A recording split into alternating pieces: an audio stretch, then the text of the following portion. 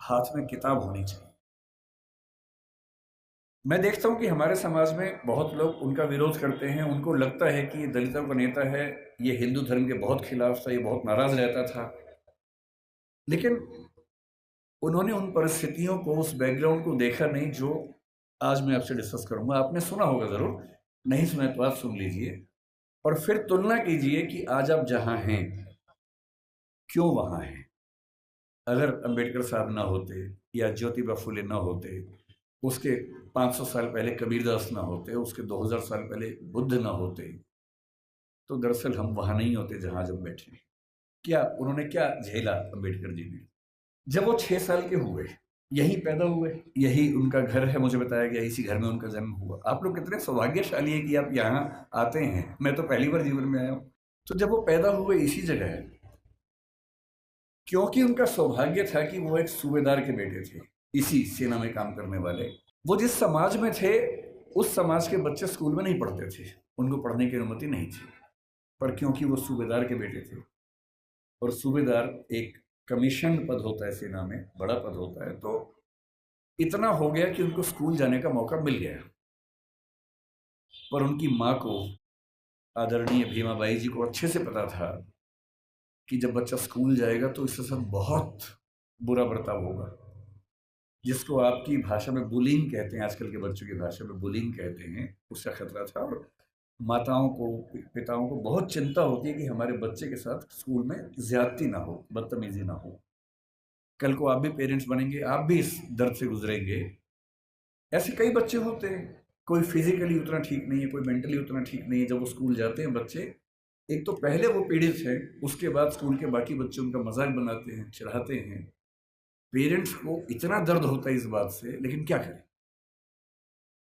तो उनकी माता जी ने, भीमाबाई जी ने कहा कि देख बेटा, स्कूल जा रहा है, पहले ही समझा रही हूँ, बहुत बुरे अनुभव होंगे, लड़ना मत, झगड़ना मत, विद्रोह करके छोड़ मत देना, क्योंकि पढ़ाई करोगे वो अकेला रास्ता है कि कुछ बड़ा कर पाओगे जीवन में, वरना कोई दूसरा रास्ता नहीं है।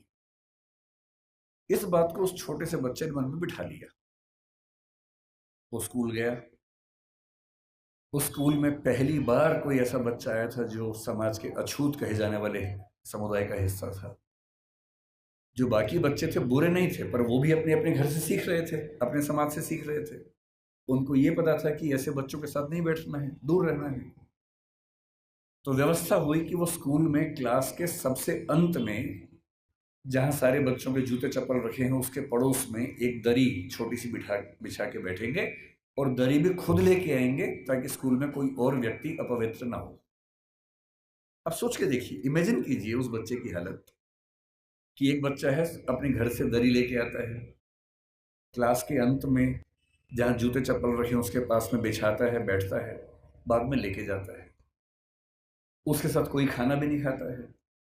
तो वो दीवार की तरफ चेहरा करके अपना भोजन करता है जो घर से लेके आया था। उसको पानी पीने की अनुमति नहीं है। आपने ये सब नहीं झेला होगा, उस बच्चे का सोचिए। याद से केवल और केवल 110 साल पहले की बात मैं कर रहा हूँ, बहुत पुरानी बात नहीं है, 115 साल पहले की बात। उस बच्चे को पानी पीना है, और स्कूल में पानी की एक ही व्यवस्था है कि जो पानी का नल है या घड़ा है, उसे वो नहीं छू सकता। तो एक चपरासी है जो उसको दूर से पानी देगा तो वो पिएगा, वो घड़ा नहीं छू सकता है। और ये बात कोई और नहीं कहा है, डॉक्टर अंबेडकर ने खुद अपनी आत्मकथा लिखी है। वो उस समय छप नहीं पाई थी, छपी 1990 के आसपास है। अंग्रेजी में उस आत्मकथा के कुल 6 अध्याय हैं। उसका नाम है वेटिंग फॉर ए वीजा। ये उन्हीं की पुस्तक है। उसमें केवल 6 अध्याय हैं, जिनमें से 4 अध्यायों में उन्होंने अपने अनुभव बताए हैं और 2 में बाकियों के अनुभव बताए हैं। और जो पहला अनुभव है वो यही अनुभव है। इतने बुरे अनुभवों से गुजरने के बाद इस व्यक्ति को गुस्सा क्यों नहीं आएगा? इस व्यक्ति के अंदर नफरत पैदा क्यों नहीं होती? ऐसा ही था 1848 में ज्योतिराव फूले के साथ। फूले अंग्रेजी माध्यम से पढ़े हुए व्यक्ति थे, और जब पढ़ाई खत्म हुई उनकी 1847 में, 1848 में उनके एक मित्र ने, जो कि उच्च जाति का था, कहा कि मेरी शादी है तो मेरी शादी में आना। इनको भी लगा ठीक है, चलता हूं। उसी शादी में चले गए। उस शादी में वो गए, और दूल्हे के माता पिता ने जैसे ही देखा कि एक अवर्ण व्यक्ति विवाह में आ गया है, इतना खराब से उनको लताड़ा, इतना अपमान किया। और ज्योतिराव फुले कहते हैं कि वही मेरा टर्निंग पॉइंट था। मुझे इस अपमान और इस जिल्लत से सिर्फ खुद को नहीं, अपने समाज के हर व्यक्ति को बाहर निकालना था। और इसलिए 1848 में उन्होंने पहली बार लड़कियों का स्कूल खोला, अपनी पत्नी को पढ़ाया, देश के इतिहास में पहली बार लड़कियों की पढ़ाई लिखाई की व्यवस्था की। आज ये जो बच्चियां बैठी हैं, अगर फुले न होते तो आज आप घर के अंदर चौका कर रही होती, चूल्हा चौका कर रही होती, यहाँ ना बैठी होती। इसलिए जिन व्यक्तियों की वजह से हम अच्छा जीवन जी रहे हैं, उनके प्रति कृतज्ञ होना हमारा धर्म है, हमारी जिम्मेदारी बनती है। इतनी खराब परिस्थितियों के बाद जो व्यक्ति इतना आगे बढ़ा, उसने देश के लिए क्या क्या किया, हल्का सा अंदाजा ये भी आपको। उनके जीवन का उससे बड़ा पक्ष जो मेरी नज़र में है वो महिलाओं के बारे में। आपको अंदाजा नहीं होगा शायद, जब भारत का संविधान बना उन्होंने बहुत जिद की, और ये बात 1935-36 से ही शुरू हो गई थी, आज़ादी के बाद तक चलती रही, कि महिलाओं को बराबरी मिलनी चाहिए और महिलाओं को बराबरी देने के लिए यूनिफॉर्म सिविल कोड का आना बहुत ज़रूरी था, जिसको आजकल हम बोलते हैं समान नागरिक संहिता। ये यूनिफॉर्म सिविल कोड आज सरकार कह रही है कि हम लेके आएंगे।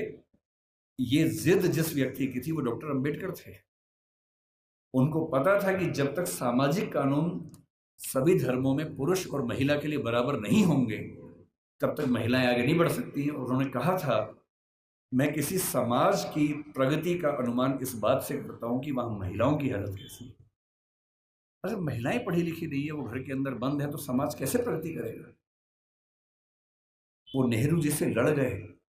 जिस सरकार में वो कानून मंत्री थे, 1946 से 51 के बीच का जो दौर था, उन्होंने नेहरू जी से, जो प्रधानमंत्री थे, खूब झगड़ा किया कि यूनिफॉर्म सिविल कोड आप लेके आइए। उस समय नेहरू जी का मानना यह था कि 1951 के पहले आम चुनाव होने के बाद जनता से विश्वास लेने के बाद मैं लेके आऊंगा। और अंबेडकर साहब ने नाराज होकर इस मुद्दे पर देश के कानून मंत्री के पद से इस्तीफा दिया और एक भाषण दिया जिसमें कहा कि नेहरू जी ने अपने वायदे को निभाया नहीं है और महिलाओं की बराबरी के लिए जो प्रयास करना चाहिए वो प्रयास कर नहीं रहे। और फिर 1956 में उनकी मृत्यु होने से 1 साल पहले, 1.5 साल पहले, जो हिंदू कोड बिल था, Hindu code bill uniform civil code का एक बड़ा हिस्सा था जो हिंदू समाज के बारे में था, उसको 4 कानूनों के रूप में नेहरू जी ने पारित करवाया, जिसमें से एक हिंदू मैरिज एक्ट है, एक हिंदू सक्सेशन एक्ट है। और यदि आज